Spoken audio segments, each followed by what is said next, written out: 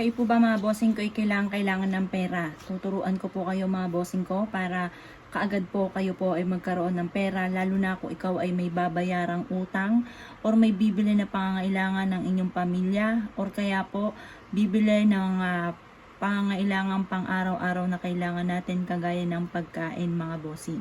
Pero syempre, bukod sa ganitong mga pamamaraan, numero 1, sipag at tiyaga at ikaw ay hindi makakalimot magdasal. At sabayan nyo ng ganito at makakatulong po ito para kaagad po kayo ay magkaroon ng pera.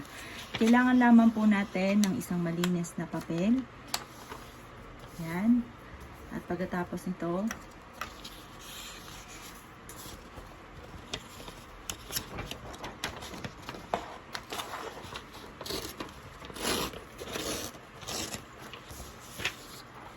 isusulat po natin dito ang inyong ninanais.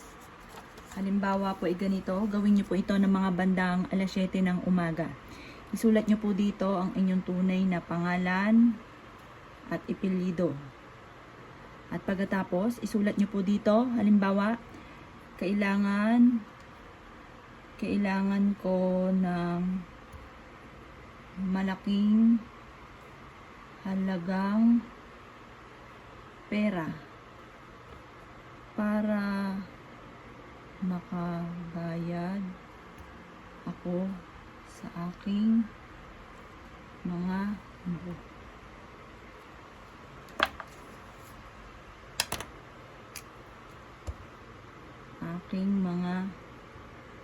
pagkakautang.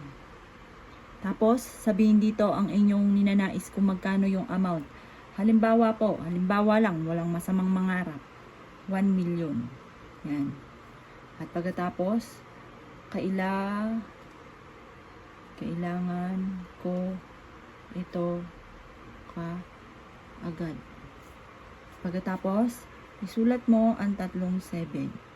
Pagkatapos, isulat niyo po dito, umani pad mihum.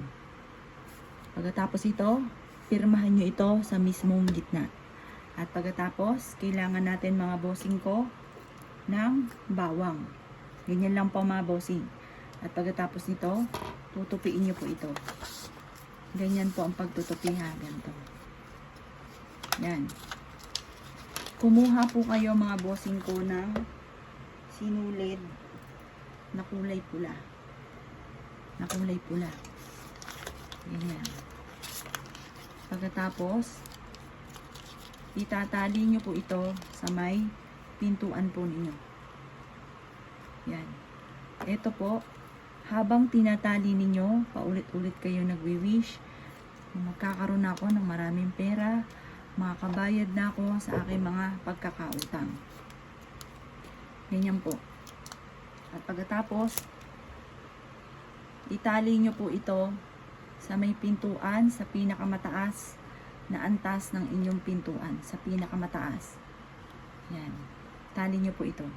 Tapos, huwag nyo muna itong ipagsasabi kahit kanino hanggat hindi pa dumarating ang pera sa inyo. Tapos, positive ka lamang, lagi nyo sasabihin, magkakaroon ako ng maraming pera, kailanman na hindi na ako mamumblema tungkol sa usapin ng pera. Good luck po sa inyo po lahat.